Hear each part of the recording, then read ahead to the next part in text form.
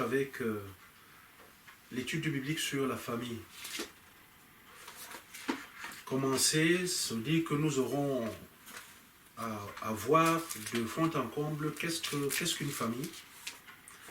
Mais surtout, il ne s'agit pas pour quelqu'un qui serait comme moi ou un autre professeur des autres. Et c'est qu'en tant que chrétien, avec la parole de Dieu, que nous essayons d'analyser, chacun disant les choses telles qu'il les ressent, telles qu'il les comprend, pour que nous sachions au terme qu'est-ce que nous devons retenir. Le texte que nous avons choisi pour pouvoir nous entretenir et dont chacun passera à chaque fois sur les différentes questions, essayer de dire ce qu'il comprend à travers ce texte, c'est le texte d'Éphésiens, dans son chapitre 6, les versets 1 à 4. Et voici ce que ce texte dit. « Enfants, obéissez à vos parents selon le Seigneur, car cela est juste. Honore ton père et ta mère, c'est le premier commandement, avec une promesse, afin que tu sois heureux et que tu vives longtemps sur la terre.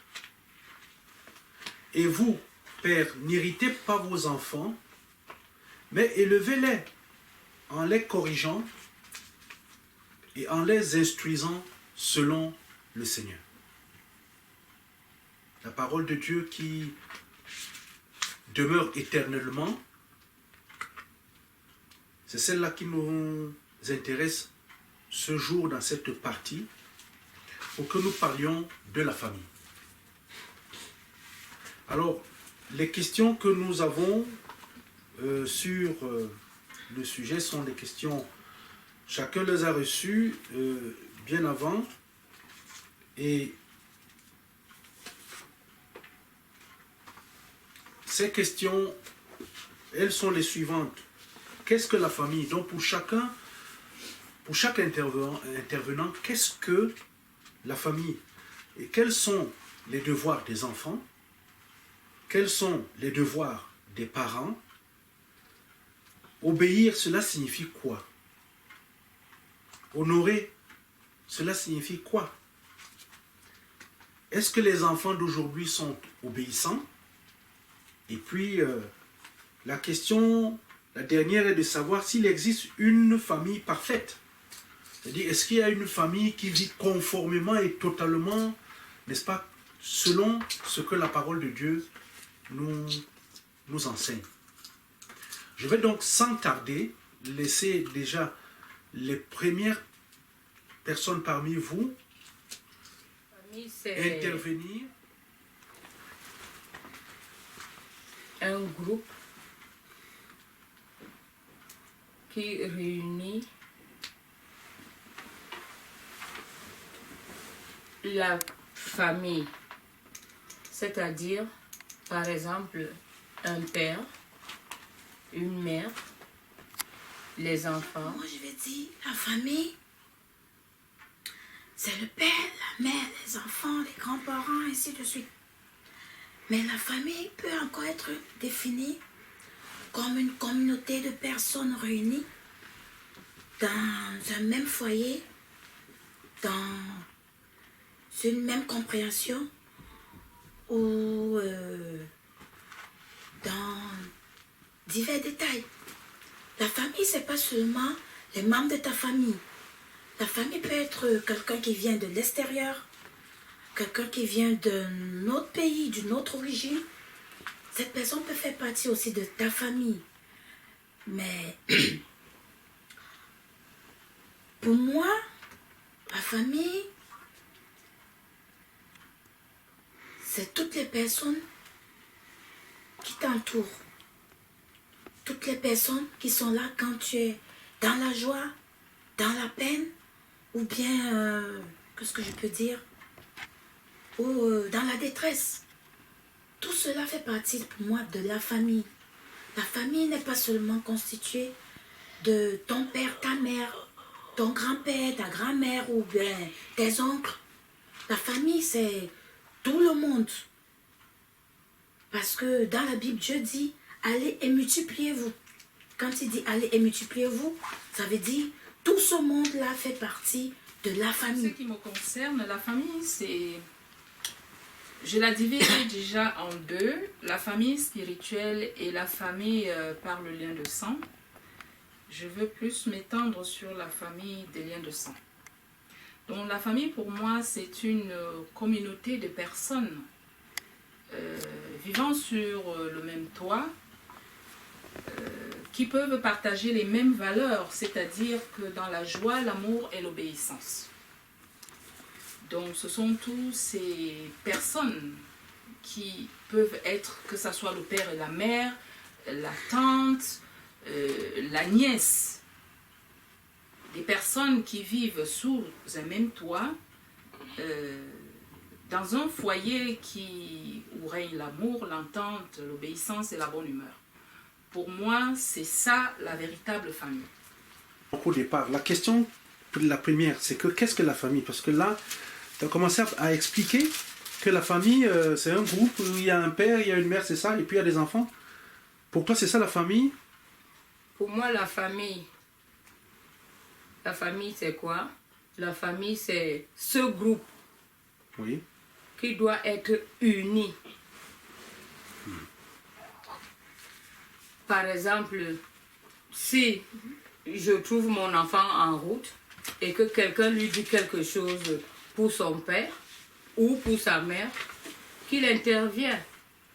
Donc la famille c'est un groupe qui doit être, qui se tient Ils sont mutuellement. soudés, Ils sont soudés. Donc, oui, oui. même si c'est en route, un membre de la famille est là-bas, les autres ne sont pas là, mais ils sont toujours soudés. Ils sont toujours soudés. Voilà. Mais alors, qu'est-ce qui fait le lien entre les uns et les autres?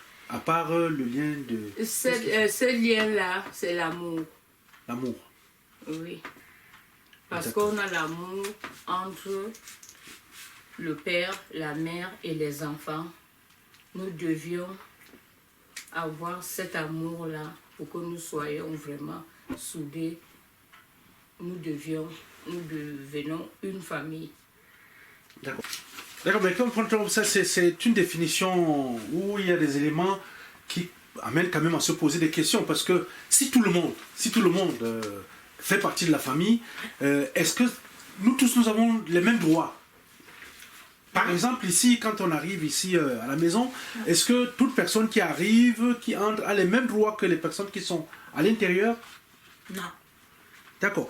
Donc cela voudrait dire que la famille, oui, les liens qui naissent entre les individus, oui, mais qu'il y a quand même quelque chose qui définit la famille, et c'est ce qu'on recherche, c'est ce qui nous préoccupe. La famille maintenant même, c'est quoi même alors la famille? Moi, la famille, c'est tout...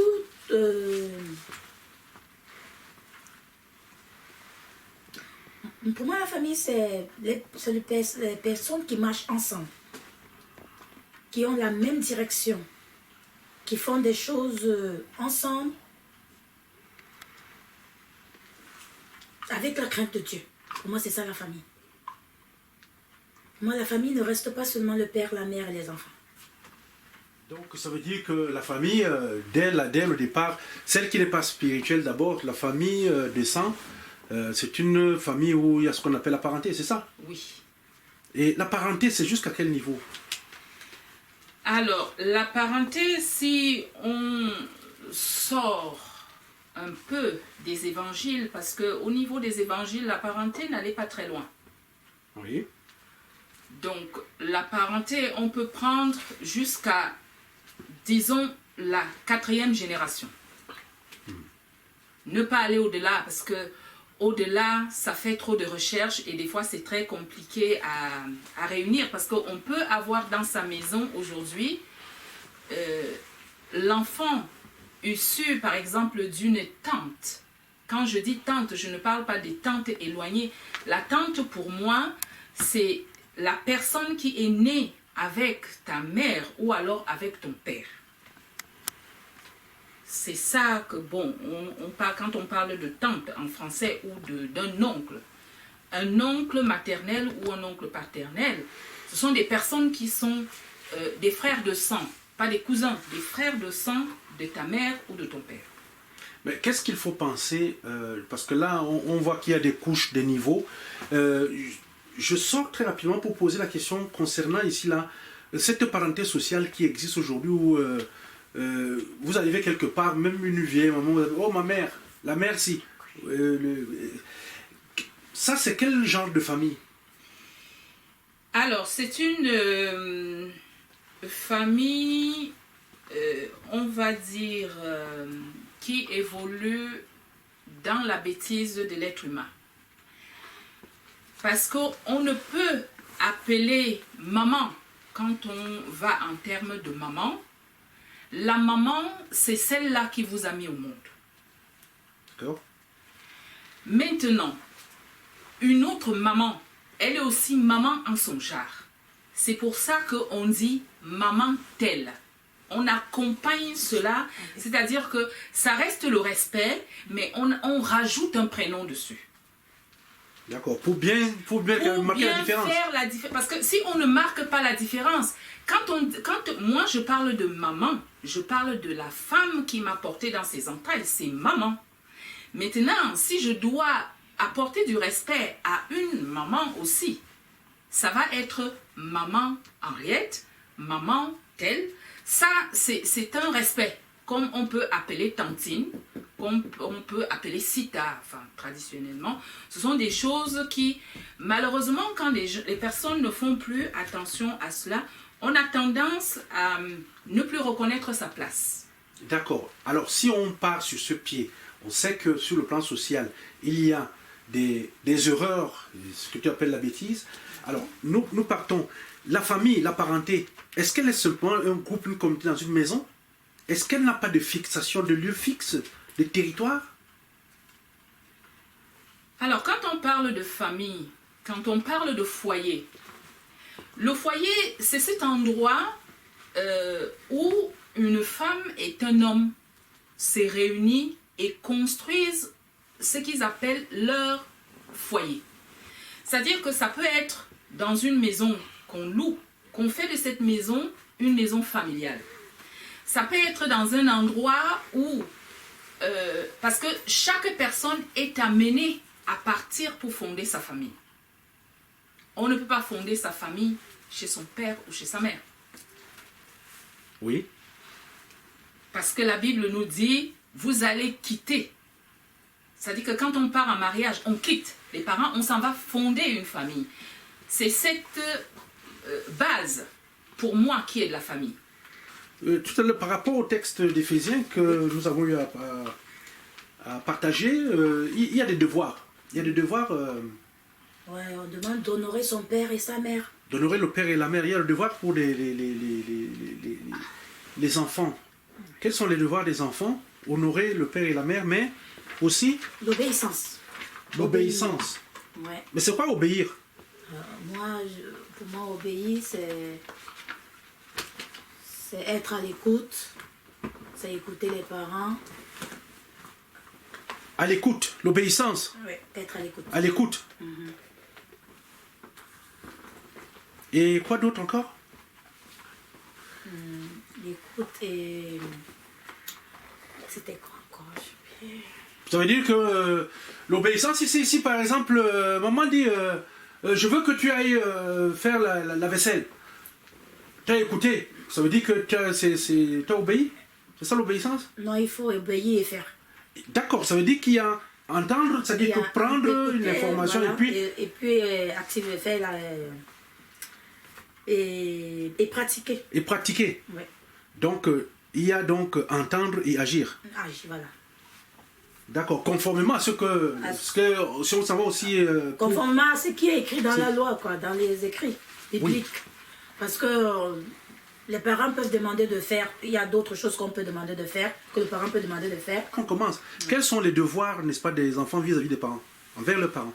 Alors, le texte d'Éphésiens nous recommande l'obéissance. Quand on parle de l'obéissance, on nous recommande l'obéissance et on parle aussi d'honorer les parents. Oui. Alors, honorer les parents, c'est tout simplement les traiter avec beaucoup de respect. Quand Oui. on honore une personne, ça veut dire qu'on traite cette personne avec beaucoup de respect et d'égard. Oui. Bon. Maintenant, en Mais dehors, est-ce que ça ne signifie pas que cette personne-là a une place particulière? selon la Bible, quand on lit le livre de Exode 20, je crois que c'est au chapitre 12, si je ne m'abuse, où il est écrit « Honore ton père et ta mère ». C'est-à-dire que honorer, parce que le rôle des parents n'est pas non plus sans faille. Donc, ça ne veut pas dire que si ton père ou ta mère a tort, tu lui dois du mépris. C'est-à-dire que malgré tout, tu dois apporter ce respect et cet égard, c'est-à-dire que ce sentiment de ne pas froisser ton parent. Le devoir d'un parent vis-à-vis de son enfant. Les devoirs d'un parent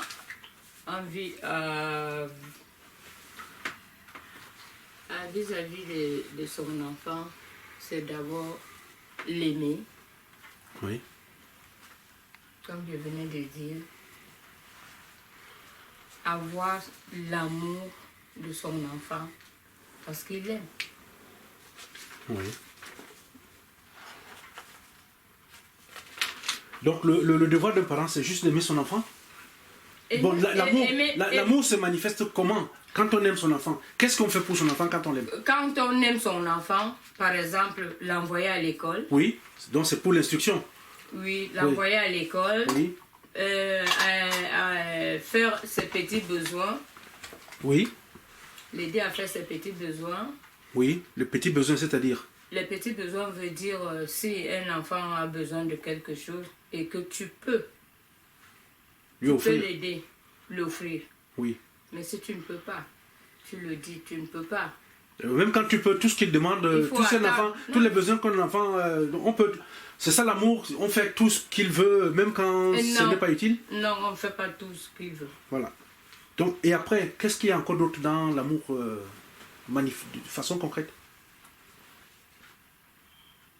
Qu'est-ce que je peux dire Qu'est-ce qu'il y a encore Quand un enfant a les mauvaises...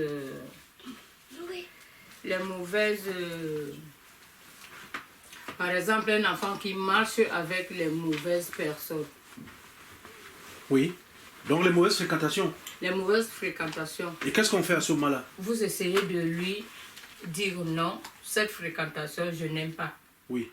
Parce que, bon, par exemple, maintenant, on dit que les enfants sont... qu'est-ce que je peux utiliser comme mot? Oui. Ils sont influençables. Influençables, d'accord. Les enfants sont influençables. D'autres sont D'autres. influençables. Oui. Donc, on essaie donc de lui dire de ne pas avoir certaines fréquentations avec les autres. Oui. Donc, c'est-à-dire que... mais est-ce que ce n'est pas empiéter sur la liberté d'un enfant? Est-ce qu'un enfant n'a pas la liberté de choisir avec qui il veut être? Pour les enfants de maintenant, ils ont la liberté, mais auparavant, il n'y en avait pas. Et quelle est la différence entre auparavant et aujourd'hui? Auparavant, vous n'aviez pas la liberté? Auparavant, on n'avait pas la liberté. C'était bien, ça a permis de... Qu'est-ce que ça... Auparavant, on n'avait pas la liberté. Ça a permis, nous, les parents, d'être ce que nous sommes aujourd'hui. Oui. De faire un peu comme les parents. Oui. Devenir un peu les bons parents. Mais sauf que les enfants ne reconnaissent pas. Oui. Mais les enfants d'aujourd'hui, par enfants rapport aux enfants que... Parce que hier tu étais enfant, aujourd'hui tu es maman. Oui. Et même grand-mère. Parce que il n'y a pas de parents parfaits. Enfin, dans les évangiles, en tout cas, je n'en ai pas vu. Mais il y a juste que la Bible sait que, bon, il y a aussi, on dit, la Bible demande aux parents de ne pas hériter des enfants. Lorsqu'il est question de ne pas irriter les enfants, cela voudrait dire qu'il y a des devoirs quand même pour les parents, vis-à-vis des enfants. Oui, parce que même quand on se rapproche tout simplement d'Éphésiens,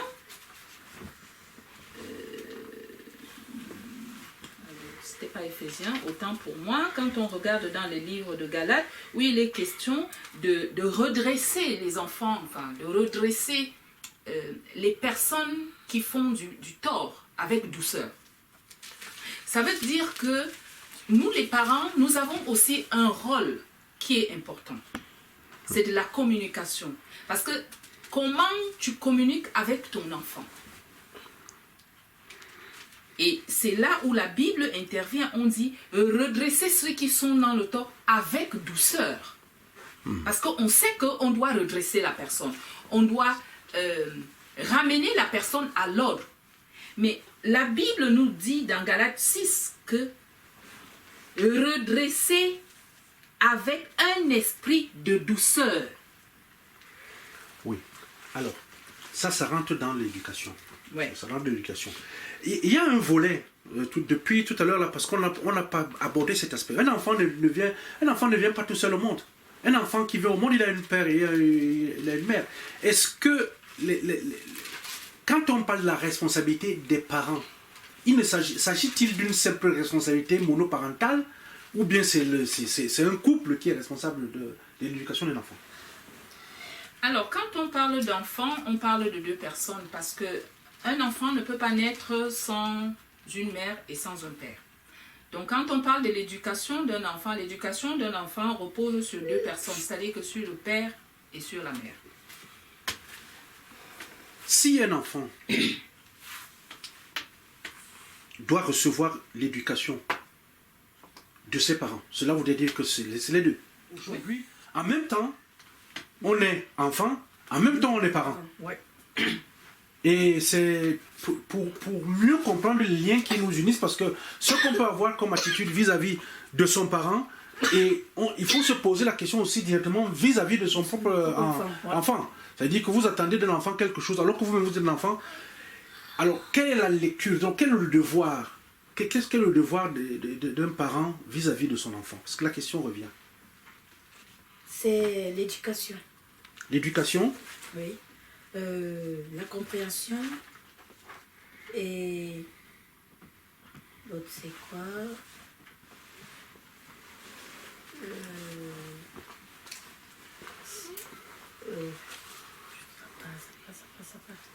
La compréhension, l'éducation et l'écoute. L'écoute. Oui. Alors, le rôle d'un parent, c'est d'écouter son enfant. Oui. Le rôle d'un parent, c'est de l'éduquer. Oui. Le rôle d'un parent, c'est d'être compréhensif vis-à-vis de son enfant. Oui. Bon, alors, mais c'est tout? Pour le moment, je m'arrête là. Je vais faire de plus en plus de recherches pour la prochaine fois. Oui. Et honorer son père et sa mère, c'est quoi honorer? Honore ton père et ta mère. Ça... Pour moi, honorer un père et une mère, c'est de les respecter.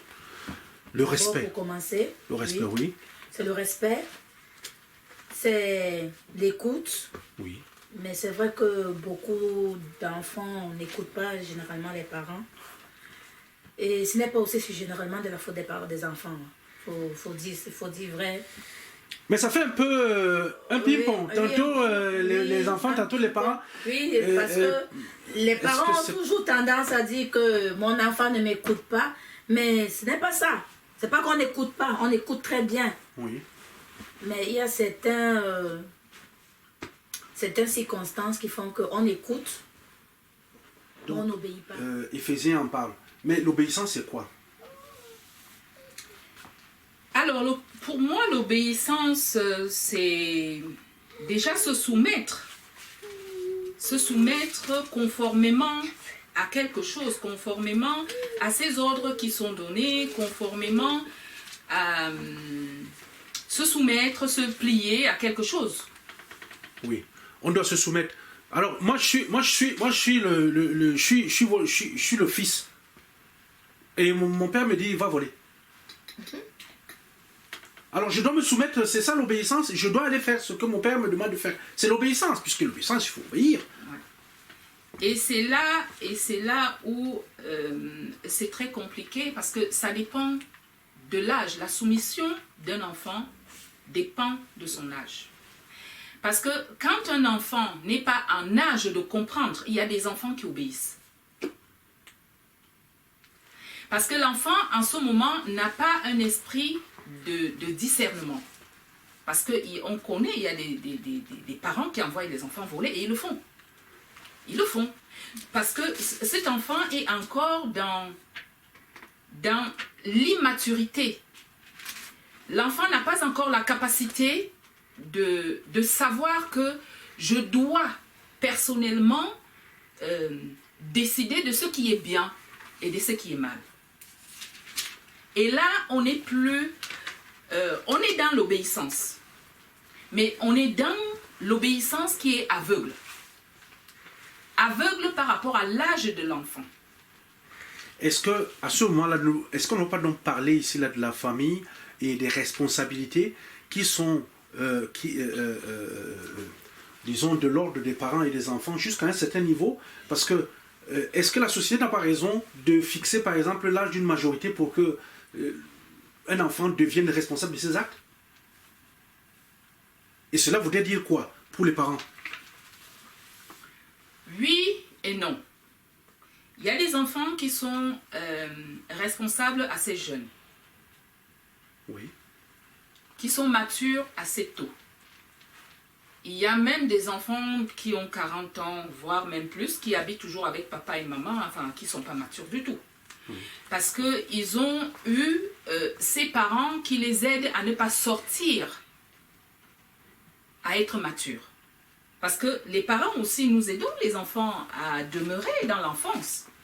Parce que l'enfant, nous les parents, nous avons le devoir d'accompagner un enfant et de faire comprendre à cet enfant que maintenant tu es adulte. Oui. Et C'est-à-dire en que tant l'enfant qu'adulte, que l'enfant... tu dois aller chez toi. Les enfants d'aujourd'hui ne sont pas obéissants. Les enfants d'aujourd'hui ne sont pas obéissants. Qu'est-ce que nous disons que les enfants ne sont pas obéissants? Parce que les enfants d'aujourd'hui ne comprennent pas les parents. Quand tu dis quelque chose à un enfant, c'est comme si tu le jetais dans l'eau. Mais avec la force des parents, on essaie d'y arriver. Parce que les enfants d'aujourd'hui ne connaissent plus ni ce qui veut dire père, ni ce qui veut dire mère. Mais pourquoi? Selon toi, pourquoi est-ce que les enfants ne connaissent plus aujourd'hui Les enfants d'aujourd'hui ne connaissent plus les parents parce qu'ils n'écoutent pas.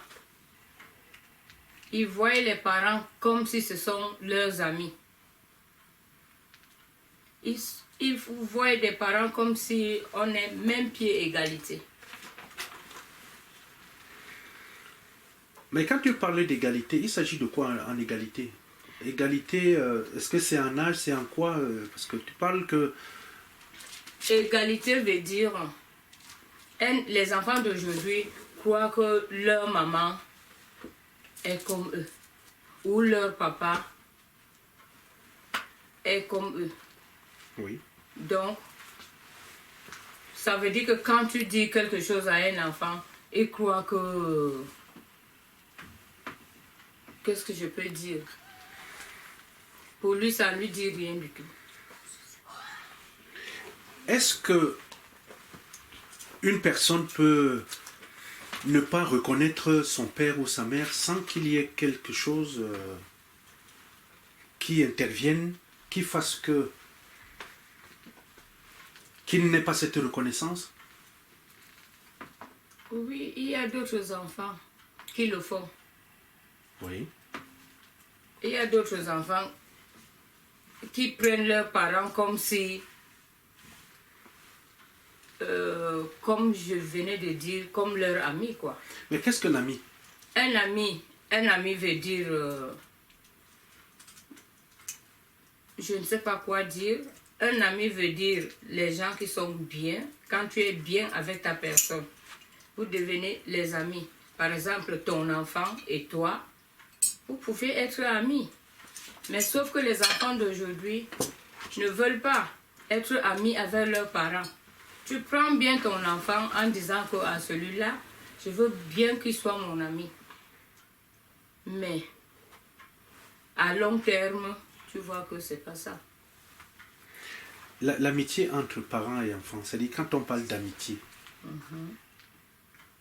il s'agit de quoi? Il s'agit de... C'est quel genre de relation? Il s'agit des petites relations de confiance.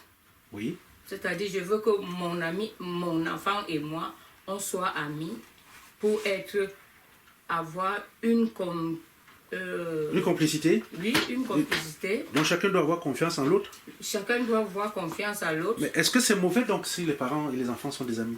Parce que quand tu dis que la famille, bon, c'est le pied d'égalité, mais aujourd'hui les enfants ne veulent pas... Mais parce qu'on choisit, il y a sur 10, Oui. sur 10, vous comptez deux ou trois. Oui. Le reste, ce n'est pas ça. D'accord. Donc le reste deviennent comme votre ennemi. C'est pour ça que je veux dire qu'il croit que nous avions même... Nous sommes vous avez le même qualité. statut, même rang. Voilà. Aujourd'hui, les enfants n'écoutent pas les parents, ne suivent pas. Qu'est-ce qui fait ça? Mais parce qu'on dit que les mauvaises fréquentations d'abord. Oui. Et après, il y a question d'argent. Ah. Et ils veulent être libres. Oh, laisse-moi, je veux faire ce que je veux. Oh, je veux l'argent facile. Je ne veux pas aller travailler. Parce qu'ils veulent l'argent tout de suite, tout de suite. Or, les parents d'aujourd'hui, nous, on ne peut pas les offrir. On ne peut pas les offrir l'argent tout de suite, tout de suite. Oui. Et eux, ils n'attendent pas. Donc, tu comprends, je veux l'argent facile. Et l'argent facile, c'est ça qui les fait d'avoir la mauvaise fréquentation. Y a-t-il donc une réponse à savoir pourquoi les enfants sont désobéissants aujourd'hui? Est-ce que les enfants sont obéissants aujourd'hui ou pas? Oui, beaucoup. Et je vais peut-être dire que... Beaucoup désobéissants ou obéissants? Beaucoup désobéissants. D'accord. Et ça vient beaucoup plus des parents, je vais dire. Parce qu'un enfant ne se lève pas du jour au lendemain et il devient désobéissant. Oui. Ça vient de l'éducation que l'enfant a reçue. Ça vient de l'entourage de l'enfant généralement aussi. Oui. Mais d'abord l'éducation de l'enfant. Parce que tout commence dans le foyer. Oui. Donc dans la famille. Oui. Si déjà dans la famille, l'éducation c'est pas ça, plus l'extérieur, automatiquement l'enfant... On accompagne un enfant, c'est un processus pour qu'il devienne majeur. Le parent a le devoir d'accompagner son enfant. C'est-à-dire que l'accompagnement d'un enfant, c'est l'enfant est né, je l'éduque à la maison, je l'envoie à l'école, je fais tout le nécessaire parce qu'à partir d'un certain niveau ou un certain âge, cet enfant doit prendre ses responsabilités. Et si cet enfant n'arrive pas à prendre les responsabilités, c'est aux parents la question. À quel niveau vous avez merdé? Parce qu'il y a cette responsabilité qui veut quand même que quand un enfant atteint un certain âge, en France, l'âge majeur, on parle de la majorité à 18 ans, oui. Je crois qu'en Afrique, c'est 21 ans. Oui. Donc, même quand nous, les émigrés, nous arrivons ici, nous avons tendance à dire que nous on ne va pas appliquer la loi française. C'est bien beau. Mais combien de parents hébergent-ils encore aujourd'hui les enfants qui ont dépassé la majorité camerounaise? Parce que la majorité camerounaise, c'est 21 ans. Ça veut dire qu'à 21 ans, un jour, tu n'as plus rien à faire dans la maison. Mais bien sûr, en France aussi, il y a quand même, on voit quand même que il y a des personnes qui restent dans la maison des parents jusqu'à... Il y a des personnes qui restent dans la maison des parents, il y a des conditions. Quand tu as un enfant qui est étudiant, cet enfant souhaite toujours l'accompagnement des parents parce que la vie dehors est très compliquée pour que l'enfant s'implique dans la société. Ce genre d'enfant doit déjà de l'obéissance parce qu'il est devenu non un enfant, mais un hébergé. Et il doit être dans ces cas-là un hébergé facile et non un hébergé difficile. Je m'explique. Quand on encaisse son enfant qui est majeur dans sa maison, c'est peut-être violent. Parce que ce n'est plus un enfant, c'est un adulte. Et quand on encaisse un adulte chez toi, ce n'est pas un enfant, c'est quelqu'un que tu héberges. Et quelqu'un qu'on héberge chez soi a des devoirs. Alors, si les hébergés que nous avons dans nos maisons sont devenus des hébergés difficiles, c'est-à-dire que même le simple bonjour que quelqu'un te croise au couloir, il n'y en a pas, la cohabitation dans ce genre de famille peut devient cohabitation. Très tensionnée dans des... Qu'un parent doit donner à son enfant dans la maison pour que le parent lui-même reste et se dise que j'ai fait mon travail. Faut d'abord amener l'enfant à écouter. À écouter. Oui. Oui. Parce que si l'enfant déjà n'écoute pas, il ne pourra pas faire ce que le parent demande. Donc il faut d'abord l'écoute, après mettre en pratique ce qu'on demande à l'enfant de faire. Et l'obéissance, et je crois que le reste vient après. Il y a des niveaux d'éducation, parce que par rapport aux âges, il y a aussi des niveaux d'éducation, parce qu'on peut pas être à l'écoute d'un enfant, d'un bébé, comme on le serait pour quelqu'un qui a déjà 20 ans, 25 ans. Ah oui. D'accord? Parce qu'un bébé, c'est un bébé. On est à l'écoute, on cherche à comprendre les messages qu'il envoie quand il a faim, quand il a fait pipi, il est mouillé. Mais ce n'est pas la même chose quand quelqu'un a déjà 25 ans. Mais c'est pas la même Alors, est-ce que l'éducation est la même non. sur le plan de la progression? Non, l'éducation n'est pas la même. Mais au fur et à mesure l'enfant grandit, le parent aussi grandit.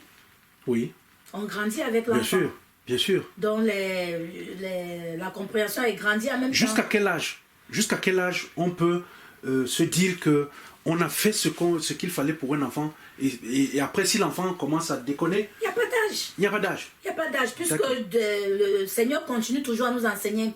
Oui. Même à notre vieillesse, il continue toujours. Oui. Donc je ne comprends pas pourquoi les parents ne peuvent pas continuer à enseigner à leurs enfants jusqu'à pas d'âge. Dans le cas où l'enfant n'est pas réceptif ou il ne veut pas et qu'il est déjà en âge adulte, c'est-à-dire qu'un âge responsable, Ouais. qu'est-ce qu'on doit faire? On doit continuer. On doit doit continuer continuer. à parler, oui, parce que quand l'enfant devient, comment je vais dire ça, peut-être un enfant devient un bandit, Oui. on va toujours remettre la faute sur les parents. On ne va pas dire qu'il est majeur et il est devenu bandit. On va dire que ce sont ses parents qui ne l'ont pas bien élevé. Oui, ça c'est l'opinion, ça c'est l'opinion Ça, publique. c'est mon opinion. Non, c'est une opinion publique, ça on sait, mais c'est pas la loi reconnaît à toute personne majeure la responsabilité de ses actes. Oui, On mais- ne va pas toujours répéter aux parents. Ça c'est l'opinion. Mais les enfants d'aujourd'hui sont-ils obéissants? Naturellement, la réponse est que tous ne sont pas obéissants. Mais qu'est-ce qui fait problème? Pourquoi, à ton avis, aujourd'hui, les enfants ne sont-ils pas obéissants Alors, on ne à leurs peut parents? pas dire aujourd'hui qu'il y a d'enfants obéissants. Il n'y en a plus. Il n'y en a plus parce que les enfants d'aujourd'hui n'ont pas la crainte de Dieu. Pour commencer. Parce qu'à une certaine époque, moi je parle de moi personnellement, on avait la crainte de cette personne parce qu'on nous faisait les cultes d'enfants. À partir de ces cultes d'enfants, on vous dicte des choses à ne pas faire. On ne prononce pas le nom de Dieu en vain. Moi, quand j'étais petite, je ne disais jamais « je jure au nom de Dieu ». Ça, c'était interdit, c'était banni. Et quand un enfant sort de ce genre d'études, cet enfant arrive dans le public. Il y a une crainte. Parce que cet enfant est éduqué qu'il y a quelqu'un qu'il faut craindre. L'enfant est obligé de faire attention. Et la société d'avant, ce n'était pas la société d'aujourd'hui. La société d'avant se respectait. Les adultes avaient le respect pour eux-mêmes. Oui. Ce qui fait qu'aujourd'hui, les adultes ne se respectent pas. C'est-à-dire qu'un papa ou une maman peut aujourd'hui parler de sexualité avec une gamine de 18 ans, 20 ans, comme si c'était des copains-copines. Est-ce que ce n'est pas un problème culturel? Non. Je ne pense pas que ça soit un problème culturel, parce que même en France... Est-ce qu'il y a quand même une évasion culturelle? Puisque en Afrique, par exemple, la sexualité était tabou. On ne parlait pas avec les enfants de sexualité. En France, mais avec les images et tout ce qui vient de l'Occident... En Occident aussi, il ne faut pas croire. En Occident aussi, quand on lit, on regarde des émissions, on lit. La sexualité ne se partageait pas avec tes parents avant. C'est-à-dire que les jeunes filles, que ce soit les jeunes filles au père, qui habitaient dans des familles, elles étaient plus instruites dans ces familles-là. Parce qu'avec leurs parents, ce n'était pas ça. C'est-à-dire que la société occidentale n'était pas non plus impliquée dans un langage cru ou un langage... C'était quand même... Il y avait un certain respect et une certaine pudeur de la chose. Oui, mais quand on voit quand même à travers tout ce qu'il y a comme projection cinématographique sur les royautés, que ce soit en Angleterre, en France, on voit très bien que c'est tout le monde qui était au courant de tout ce qui se passait chez le roi et tout ce qui était assez ordurier. Est-ce qu'on peut quand même pas dire qu'il y a quand même de l'hypocrisie, une forme d'hypocrisie, que ce soit en Europe, que ce soit en Afrique, que l'hypocrisie a eu quand même à contribuer à ce qui aujourd'hui est devenu une sorte d'explosion sur le plan social mondial? Alors, moi je n'appellerais pas ça l'hypocrisie parce que les règles étaient faites ainsi. Et du coup, la société se conformait à ce qu'on sait que si on voit ceci, ça se passe chez le roi. Oui. C'est le roi qui a le droit d'avoir autant de femmes et autant de maîtresses. Ce sont des gens qui travaillent à la cour qui ont ce privilège-là. Parce qu'il faut savoir que les gens ordinaires n'avaient pas ce privilège d'avoir deux concubines à la maison, d'avoir... Non, ça c'était réservé à une certaine élite. Et c'est quelque chose qui était respecté parce que c'était uniquement à la cour royale. Donc, à partir du moment où quelqu'un qui est hors cour royale, la personne ne pouvait même pas se permettre. Parce que psychologiquement, c'était des pratiques de la cour. C'est bête, mais la société fonctionnait comme ça. Quand on à parle de l'époque. famille, est-ce que tu comprends l'importance de ce groupe dont tu parlais tout à l'heure, où il y a, n'est-ce pas, ça veut dire qu'un père, une mère, des frères, des sœurs, et que plus loin encore, il y a d'autres personnes qui peuvent, n'est-ce pas, faire partie de la famille. Comment ça s'appelle quand une personne entre dans la famille? Il y a deux façons d'entrer dans une famille. Il n'y a pas d'autre... Il y a des manières d'entrer, parce que dans une famille qui existe quelque part, lorsque quelqu'un arrive pour faire partie intégrante et avoir des droits. Soit il faut se marier avec un membre de la D'accord, il y a le famille. mariage qui permet donc, c'est les alliances. Oui. Et il y a quoi d'autre encore? Il y a l'église. Oui, l'église. Non, mais plus encore, des droits à l'intérieur d'une famille. Il y a... C'est quoi un enfant qui est intégré dans une famille? On appelle Il y a ça la comment? naissance. Bah, il y a la naissance, mais beaucoup plus quoi? Pour un enfant qui n'est pas... Bon, il y a un enfant qui n'est pas né d'un membre de la famille, mais comprend, dans une famille. Ça s'appelle peut quoi? adopter un C'est enfant. l'adoption, d'accord. Donc, il y a donc 3 angles, soit la naissance, soit l'alliance, soit donc Par l'adoption. alliance ou la famille par adoption, ce sont des personnes qu'on accueille dans une famille. Alors, autant on les accueille, ces personnes en arrivant ont des droits et ils ont des devoirs. Alors, si ces devoirs, enfin pas que si, ces devoirs doivent être respectés parce qu'une famille a des lois. à l'école doivent obéir pour que ça se passe bien. Parce que quand on sort de cette obéissance, on n'est plus Bon, dans... maintenant, je vais sortir de là. Parce que la famille, là, tu as parlé, tu as répondu sur la famille dans le cadre, disons, de la vie civile. Mais la famille à l'église, c'est quoi une famille à l'église? Une famille à l'église est toujours comme une famille à la maison. Hein. Oui. Une famille à l'église est toujours comme une famille, comme si vous êtes toujours à la maison, soudés. Oui. C'est pour ça qu'on a d'autres, ils sont là, on essaye de faire appel à eux, de joindre toujours à nous, pour que nous soyons toujours soudés.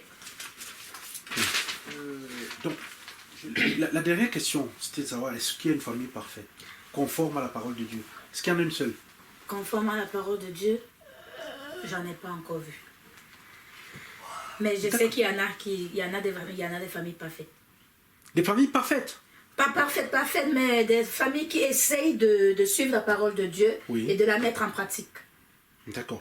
Donc, si on comprend très bien, pour toi, la famille parfaite, elle repose beaucoup plus sur les enseignements de la parole, La parole de de Dieu. Dieu, oui. Mais pas sur les traditions. Sur des traditions, pas trop.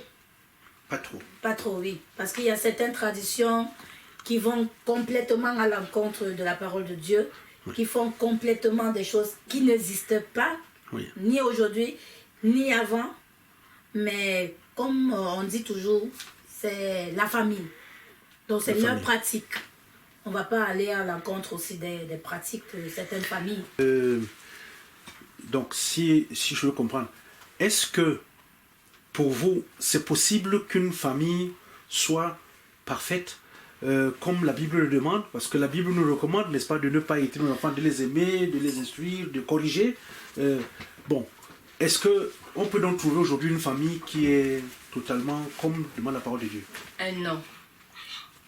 La dernière question quand même serait de savoir est-ce qu'il y a donc une famille parfaite?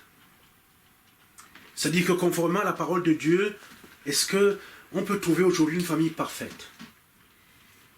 On ne peut pas trouver une famille parfaite parce que ça soit aujourd'hui, que ça soit avant, il n'y en a jamais eu. Moi, je pense tout simplement que il y avait beaucoup d'enseignements à l'époque, ce qui faisait que les gens étaient quand même plus respectueux, plus obéissants, plus contenus dans certaines choses. Et par contre, aujourd'hui, la technologie n'aide pas ce qu'il y a dans les évangiles. Parce que pendant que vous avez votre enfant à la maison, vous voulez l'éduquer selon les règles de la Bible strictes, bon. Et cet enfant qui finit la période du culte de là, qui a son Android connecté Wi-Fi ++, qui s'en va sur le net, ce que cet enfant croise sur le net est l'opposé de ce qu'il y a à la maison. Et ce qui fait que déjà il y a un problème de temps. Les parents, on n'a plus le temps de donner à nos enfants. Les enfants sont livrés à eux-mêmes. Les enfants ne communiquent plus avec nous-mêmes en tant que parents. Nous ne communions plus avec les enfants parce qu'il y a... c'est paralysé. C'est-à-dire qu'un enfant, il est bien dans son coin, dans sa chambre. J'ai ma paix, ça me convient. Autrement dit, la société aujourd'hui est menacée dans ces valeurs anciennes qui ont pratiquement disparu. Et c'est les nouvelles valeurs aujourd'hui technologiques qui mettent disons, des murs entre les uns et les autres. Mais je voulais quand même poser une question. Est-ce que vous ne trouvez pas tous ensemble, pour cette journée, que déjà, il y a un problème, qu'il y a un manque de communication, mais pas simplement entre les parents et les enfants, mais aussi entre les parents eux-mêmes?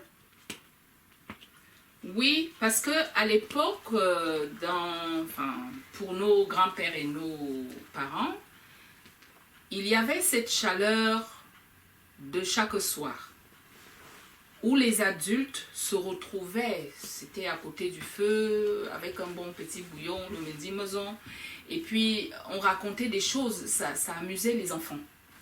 C'était les histoires. Autrement, aujourd'hui, les parents n'ont plus d'histoires à raconter aux enfants parce que ils en prennent sur le... C'était tellement drôle oui. que c'était ça, cette partie de joie familiale. Avant de se coucher, de réattaquer le lendemain, on a eu... Joie familiale du soir. Du soir. Oui, il y en avait. C'est-à-dire qu'on vous raconte des histoires, comme quoi le gorille, la tortue, enfin, toutes ces histoires-là. Bon, en Occident, il y avait des livres, il y a aussi des petites chansons, des petites histoires. Enfin, personnellement, j'ai eu à raconter à mes enfants. Mais au jour d'aujourd'hui, les parents, on n'en a pas tellement besoin. Pourquoi voulez-vous aller vous enfermer dans une chambre avec un enfant pour raconter des histoires pendant que vous pouvez acheter un truc lumineux que vous allez placer au mur qui chante nos mamans nous berçaient avec des chansons. Maintenant, on n'a plus besoin de bercer un enfant. Il y a des landaux automatiques, c'est-à-dire que vous branchez, ça bascule. L'enfant est bercé avec une musique. Alors, qu'est-ce qui se passe? Cet enfant n'a pas de chaleur maternelle. Alors, ça veut dire que les enfants n'appartiennent plus à leurs parents aujourd'hui. C'est-à-dire que l'enfant finit son tété au biberon, il n'y a même plus de chaleur au niveau du sein. L'enfant est couché, bercé par l'électricité, puisque ce sont des choses qu'on branche au secteur. Comment voulez-vous que quand cet enfant grandisse, qu'il y ait de l'affection en lui? C'est pas possible. C'est un enfant qui est sans sentiment. C'est un enfant qui est dur parce que l'enfant n'a pas connu cette chaleur maternelle. L'enfant, alors n'en parlons plus du père. C'est compliqué. Bien, chers amis, la famille. Vous voyez, nous avons commencé à parler un peu. Il y a tellement de choses en chacun de nous et ça se ressent. On a besoin de communiquer et la question, on reviendra là-dessus, nous sommes sortis pratiquement avec cette sorte d'abattement, de réaliser que les enfants aujourd'hui presque plus, ne nous appartiennent plus. Quand on a un enfant, il vient au monde, mais la société se charge de s'en emparer et de lui donner d'autres repères. Parce que c'est vrai, aujourd'hui la télévision, les émissions, il y a des jeux, il y a toute une autre école de vie. Mais est-ce que le commerce mondial qui se nourrit des attentes de nos enfants et qui nous sépare de nos enfants, est-ce que nous sommes en capacité de le combattre? Il y a beaucoup de questions. Et si nous n'avons plus les enfants, comme tout à l'heure, la diacre a commencé par dire que la famille, quand même, elle voyait un groupe qui a le père, la mère et les enfants. Donc s'il n'y a plus ce lien entre les parents et leurs enfants, et que les enfants sont déjà repris par le monde de la nouvelle technologie, alors est-ce qu'on peut encore parler de famille? C'est sur cette question que nous allons nous arrêter aujourd'hui, en nous disant que la semaine prochaine, on va revenir un peu pour continuer à voir.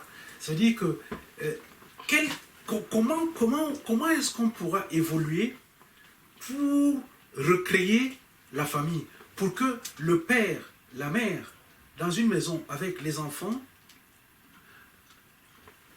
puissent vivre cette solidarité, n'est-ce pas, de la famille, d'abord dans le cadre de la parenté, ou aussi dans le cadre de l'alliance, ou même dans le cadre de l'adoption.